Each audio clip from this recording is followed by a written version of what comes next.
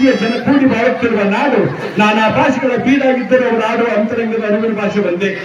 ಈ ಪುಣ್ಯ ಭೂಮಿಯಲ್ಲಿ ಜನಿಸಿದ ಸಾಧು ಸಂತರು, ಸನ್ಯಾಸಿಗಳು, ಅವತಾರ ಪುರುಷರು, ಶರಣರು, ದಾಸರು, ದಾರ್ಶನಿಕರು, ಆರೂಢರು, ಅವಧೂತರೆಲ್ಲರ ಆತ್ಮ ಸಾಕ್ಷಾತ್ಮದ ಅಂತರಂಗದ ಮೂಲ ಶುದ್ಧ ಪ್ರೇರಣೆಯಿಂದ ಈ ಒಂದು ಪುಣ್ಯದ ಭೂಮಿಯ ಸಂಕೂರ್ ಗ್ರಾಮದಲ್ಲಿ ಈ ಶಿಲಾ ಮಂಟಪ ಉದ್ಘಾಟನಾ ಸಮಾರಂಭ ಪರಮ ಪೂಜ್ಯ ಶ್ರೀಗಳಿಂದ.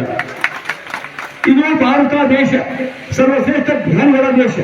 ಹಲವಾರು ವರ್ಷಗಳ ಹಿಂದೆ ಶರಣರು, ಸಂತರು, ಋಷಿಮುನಿಗಳು ಮಾನವ ಜೀವನದ ಸಾರ್ಥಕತೆಯ ಕುರಿತು ಅವರಾಗಿ ಚಿಂತನ ಮಂತ್ರ ಮಾಡಿದರು. ಅವರು ಅನುಭವಿಸಿದ್ದನ್ನು ಎದುರಾಡಿಕೊಟ್ಟರು.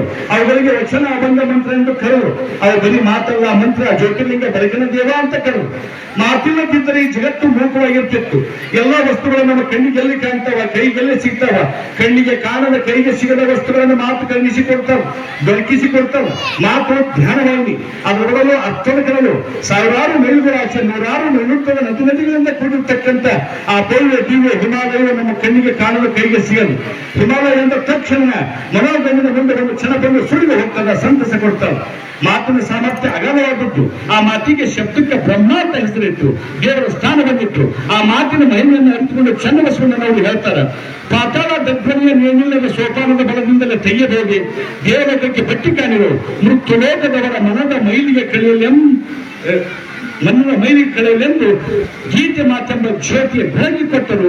ಇವತ್ತು ಜಗದ್ಗುರುಗಳು ವಿಜಯ ಮಹಾಂತಾತ್ಮರು ಹಾಗೂ ಪರಮ ಪೂಜ್ಯರು ಜ್ಯೋತಿ ಬೆಳಗಿಸುವ ಮೂಲಕ ಈ ಶಿಲಾನ್ಯಾಸವನ್ನ ಉದ್ಘಾಟನೆ ಮಾಡಿ ಒಂದೊಂದು ಕೊಡುಗೆ ಅನ್ನೋದು ಬಹಳ ಅದ.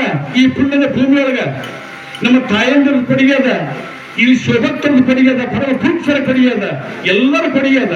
ಉತ್ತರ ಕರ್ನಾಟಕದ ಖಡಕ್ ಜೋಳ ರೊಟ್ಟಿ, ಹಳೆ ಮೈಸೂರಿನ ಮುದ್ದೆ ಸಾರು, ದನಂಜಿಯ ಮೀನ್ ಸಾರು, ಮೀನ್ ದೋಸೆ, ಕೊಡಗಿನ ಪಂದಕರಿ ಕಣಂಬಿಟ್ಟು, ಮೈಸೂರು ಮಲ್ಲಿಗೆ, ಮಂಡ್ಯದ ಕಪ್ಪು, ಚನ್ನಪಟ್ಟಣದ ಗೊಂಬೆ, ಗೋಕಾಕ್ ಕರ್ದಂಪೆ, ಬೆಳಗಾವಿ ಕುಂದ, ಇಲ್ಕಲ್ ಸೀರೆ, ಧಾರವಾಡ ಪೇಟೆ, ಮಂಗಳೂರು ಮೀನು, ಕೊಡಗಿನ ಕಿತ್ತಲೆ, ನಂಜನಗೂಡ ರಸಬಾಳು, ಆಗುಂಡಿಯಲ್ಲಿ ಸೂರ್ಯಾಸ್ತಮಾನ, ತರಾಸೂರಿನ ಸೂರ್ಯಾಸ್ತಮಾನ, ಮೈಸೂರು ಸಂಸ್ಥಾನದ ಸಿಂಹಾಸನ, ಹಂಪೆಕಲ್ಲಿನ ರಥ, ಕೇರಸ ಜಲಾಶಯ, ಮುಳ್ಳಯ್ಯನಗಿರಿ, ಕೋಲಾರದ ಚಿನ್ನದ ಗಣಿ, ರಾಯಚೂರು ಗಿರಿ ಹಟ್ಟಿ ಚಿನ್ನದ ಗಣಿ, ಕಣ್ಮನ ಶರೀರದ ಕೊಡಚಾತ್ರಿ, ಸುಂದರವಾದ ಸಹ್ಯಾತ್ರಿ, ಹಸುರುಗಿರಿಗಳ ಸಾಲು, ಜೋಗದ ಬೆಳಕು, ತುಂಗೆಗಳ ತೊಡಕು, ಸಾಗರ ರಾಜ್ಯದ ಹತ್ತಿರ ಶ್ರೀಗಂಧದ ಬೆಳಕು, ಸಿಲ್ಕಾನ್ ಸಿಟಿ ಬೆಂಗಳೂರು, ವಿದ್ಯಾನಗರಿ ಮಂಗಳೂರು, ವಾಣಿಜ್ಯ ನಗರಿ ಹುಬ್ಬಳ್ಳಿ, ಸಾಂಸ್ಕೃತಿಕ ನಗರಿ ಮೈಸೂರು, ಶರಣರನಾದು ಸಂಕೂರ್ ಗ್ರಾಮದೊಳಗ ಜಗದ್ಗುರುಗಳ ಈ ಶಿಲಾ ಮಂಟಪ ಉದ್ಘಾಟನಾ ಸಮಾರಂಭ ಈ ಎಲ್ಲಾ ಸರ್ವ ಧರ್ಮದ ಭಕ್ತರಲ್ಲಿ ಒಂದು ದೊಡ್ಡ ಕೊಡುಗೆ.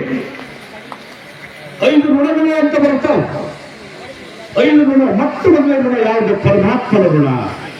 2ನೇ ಋಣ ತಂದೆ ತಾಯಿಯ ಋಣ. 3ನೇ ಋಣ ಗುರುವಿನ ಋಣ. 4ನೇ ಋಣ ಸಮಾಜದ ಋಣ. 5ನೇ ಋಣ ಪಂಚಮಹಾಭೂತಗಳ ಋಣ. ಹಾಗಾದ್ರೆ ಪರಮಾತ್ಮನ ಋಣವನ್ನು ಹೇಗೆ ತೀರಿಸೋದು? ಸಂಗೀತದಿಂದ ತೀರಿಸ್ತವರಿದ್ದಾರೆ, ಸಾಹಿತ್ಯದಿಂದ ತೀರಿಸ್ತವರಿದ್ದಾರೆ. ಸಂಗೀತದಿಂದ ಯಾರು ತೀರಿಸಿದ್ರು?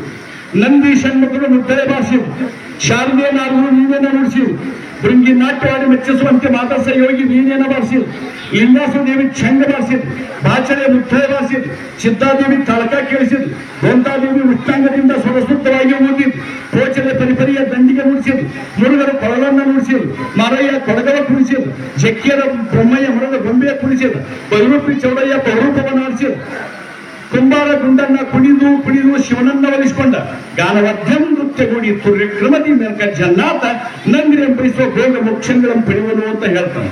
ಇದು ಸಂಗೀತದಿಂದ ಈ ಪರಮಾತ್ಮನ ಗೆದ್ದಂಥವು.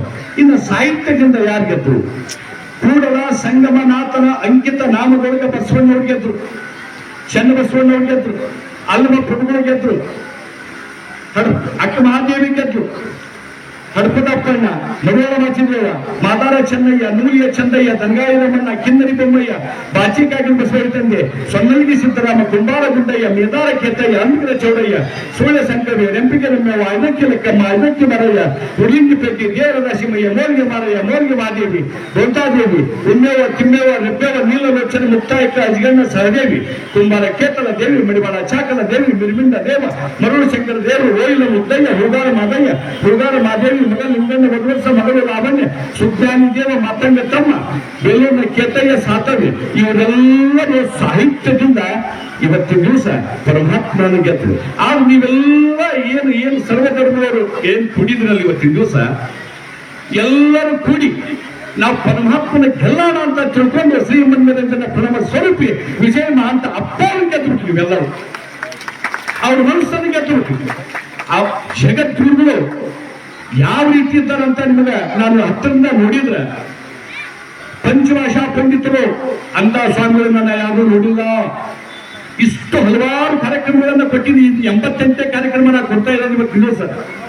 ಅವರು ಮೂಲತಃ 7ನೇ ತರಗತಿ ಒಳಗ ಹೋಗ್ತಿದ್ದಾಗ ತಂದೆ ತಾಯಿ ಸೇವಾ ಮಾಡ್ಬೇಕಂತ ತಿಳ್ಕೊಂಡು ತಂದೆ ತಾಯಿಗಳನ್ನ ಮಾತು ಕೇಳಿ ಮೊಟ್ಟ ಮೊದಲು 1960 ಪಟ್ಟಾಧೀಶ್ವರರಾಗಿ ಹೋದ್ರು. ಅದು ತದನಂತರ 1968 ಅವತ್ತು ಬಸವ ಜಯಂತಿ, ಗುರು ವಿಜಯ ಮಹಾಂತ ಅಪ್ಪುವ 11ನೇ ಪುಣ್ಯತಿಥಿ. ಆ ಪುಣ್ಯತಿಥಿಯ ಅಂಗವಾಗಿ ಅವತ್ತು ಮನಿಶಾಂತವೀರ ಸ್ವಾಮಿಗಳು, ಹಾಲಕೇರಿ ಅನ್ನದಾನ ಮಹಾಸ್ವಾಮಿಗಳು ಹಾಗೂ ಗಂಗಾವತಿ ಕಲ್ಮಠದ ಚನ್ನಬಸವ ಮಹಾಸ್ವಾಮಿಗಳು, ಲಿಂಗದಲ್ಲಿಯ ಚನ್ನಬಸವ ಮಹಾಸ್ವಾಮಿಗಳು, ಯಾರ್ಯಾರೋ ಸ್ವಾಮಿಗಳು ಈ ಮಠಕ್ಕೆ ನಾನು ಪಟ್ಕಾಕೇನು ಅಂತೇಳಿ. ಆಗ ಇವೆಲ್ಲ ಸ್ವಾಮೀಜಿಯವರು ಏನ್ ಮಾಡಿದ್ರು, ನೀವು ಯಾರು ಬೇಡ, ಪಂಚಭಾಷಾ ಪಂಡಿತರು ಇಲ್ಲಿ ಮುಂದ ಪಾಂಡಿತ್ಯವನ್ನ ಹೊಂದಿಕೊಂಡು ಬರ್ತಕ್ಕಂಥವ್ರು ಇದ್ದಾರ. ಈಗ ಶ್ರೀಮಂದಿರಂಜನ ಪ್ರಣವ ಸ್ವರೂಪಿ ವಿಜಯ ಮಹಾಂತ ಅಪ್ಪವ್ರ ಪಟ್ಟಕ್ಕೆ ಮಾಡೋಣ ಅಂತ ತಿಳ್ಕೊಂಡು 1968 ಪಟ್ಟಾಭಿಷೇಕ ಅದಾದ ಬಳಿಕ ಅವ್ರನ್ನ ಬಹಳ ಹತ್ತಿರದಿಂದ ನೋಡಿದ್ವಿ. ಅಲ್ಲಿ ತಂದೆಯ